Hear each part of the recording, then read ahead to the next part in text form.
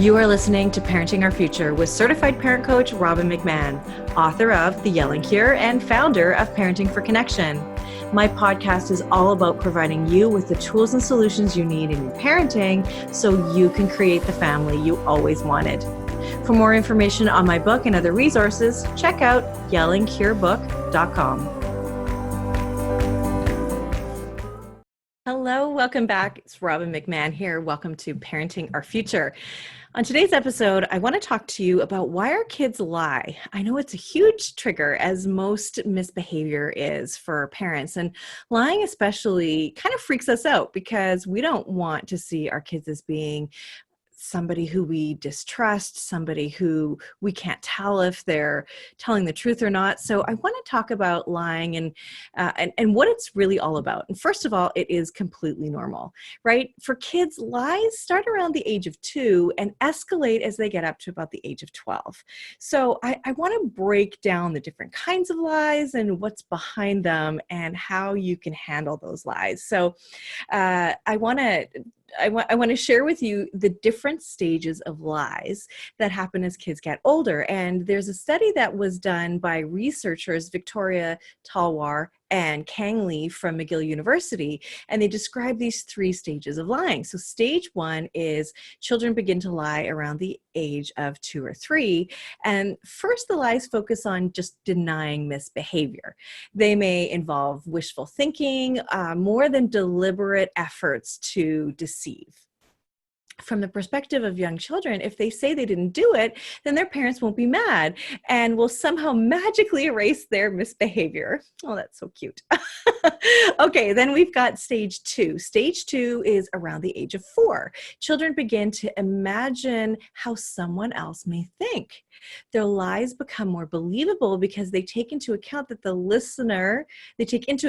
listener does or doesn't know.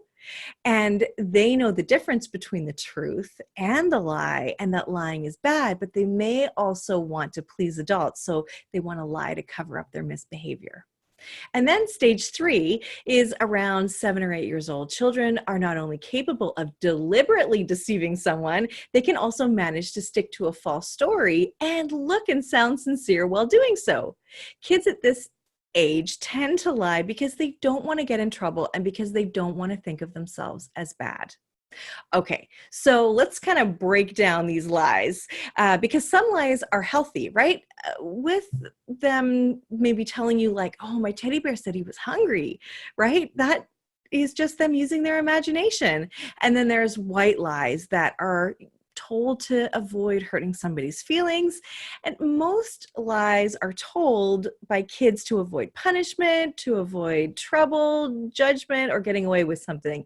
And let's be honest, that's when we tell most lies too, right? They're self-serving for us adults as well.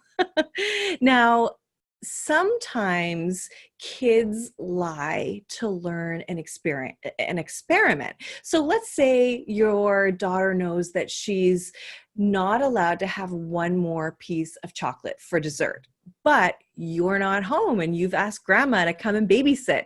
And she tells grandma, I can have 2 pieces. Mom always lets me have 2 pieces. I promise it's okay. She won't have any problem with it. At this point, your child is lying to try to get what she wants, but she also has the fallback plan of being able to blame grandma. So a little bit more diabolical in that case, if you will.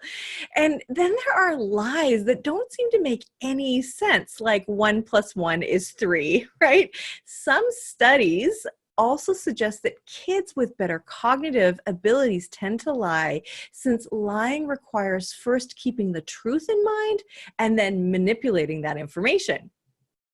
This kind of lying requires even more involved thinking and reasoning as well. And lying proficiently has actually been linked to good social skills. So maybe not the worst thing ever.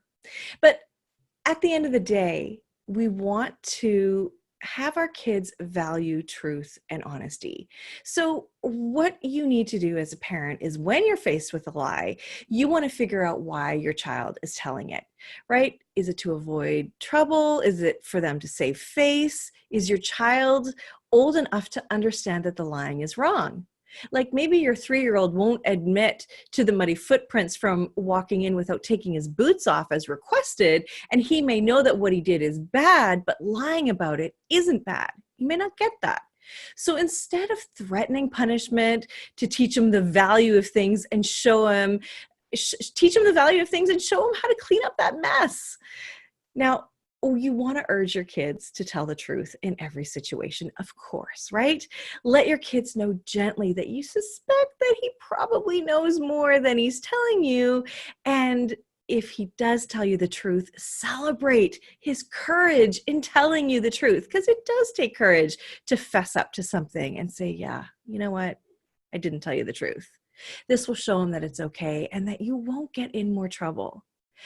Then you want to steer clear of setting your kids up in a lie. This is really important. Like, think about this. If you saw your child take the last candy, don't ask her who took it. And if your teen has been smoking and you know this because you saw cigarettes in his school backpack, don't ask if she's smoking. Ask her when she started. With all lies, you want to make it clear that lying diminishes trust. And the more that they lie, the harder that it is for you to trust them, obviously, right? And the more a child has gotten away with lying, the more likely your child is to continue. And if you think that you might be faced with a lie, I want you to stop it in its tracks as well and say, hold on, before you say any more, just remember how much we value honesty. And that means if you're admitting to something wrong, it's okay. So we value the truth over lies, and you're not going to get in more trouble if you tell the truth, because I know that that's sometimes the harder choice to make. You are currently listening to the Parenting Our Future podcast. I'm parent coach Robin McMahon. If you're enjoying this podcast, please share it with someone who you think might also need to hear this message. And please don't forget to subscribe, and I would be grateful if you gave me a 5-star rating on iTunes. If you'd like to connect with me, all my details are in the show notes, and for a copy of my book, go to yellingcurebook.com. Now back to the show. Let's quickly touch on older kids. So for when kids are older, it's a bit different because lying is very different than opting to share, right? It's common with adolescents, with teens, that they may not want to share, but that doesn't mean they're lying. So with teens, with tweens, give them some space and let them grow in their independence and the confidence that they need to have in their own decision making, because the stronger relationship that you have with them, then the more they know that they can come to you at any time, even when they're in trouble or they've done something wrong or done something bad, they're more likely to come to you and not lie to you about things that really matter. Now, this is a really important point to make, that when you are parenting your kids, you want to have a relationship with your kids that's built on mutual trust and respect. That means you trust them and you respect them. And kids that are trusted and respected are more likely to give you that back. When you parent your kids in a way where they know at any time that they can come to you when they've done something bad, naughty, or wrong, and your response to them is not to criticize them, not to shame them, blame them, not to punish them, but to say, hey, how do we work this out? How can I support you? Because they see you as a trusted adult, a trusted ally who is there just to support them, even if they've done something wrong. Okay, one last thought. You know what we have to do?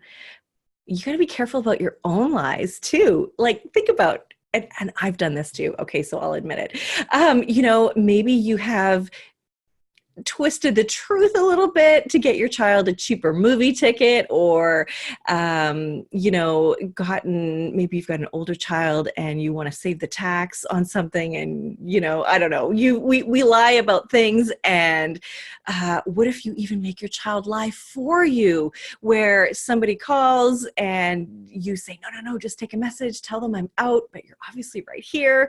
That models that you are not truthful. And how do you expect your child to be honest and truthful when you're not yourself? So really, lying is behavior that is learned. So the truth is, having honest kids really does start with us. All right. Thank you for listening, and I hope this helps you. I'm going to list those 3 stages of lying in the show notes, so you've just got an idea of where your kids are at, and I hope that really helps you to not get so freaked out when your child lies, but really to go and find out what's going on and just say, okay, what do we need to do to solve this? How do we create solutions here? And let's talk about what's going on. All right. Thanks for listening. Bye for now.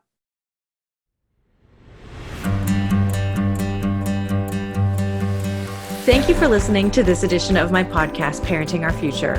I'm parent coach Robin McMahon, and if you're enjoying this podcast, please share it with someone who you think might also need to hear this message. And don't forget to subscribe, and if you like my work, I would be grateful if you gave me a 5-star rating. For those of you who like my content and want more, visit me at yellingcurebook.com to get your copy of my book and to find other resources to help you. Until next time, I am wishing you and your family peace and connection.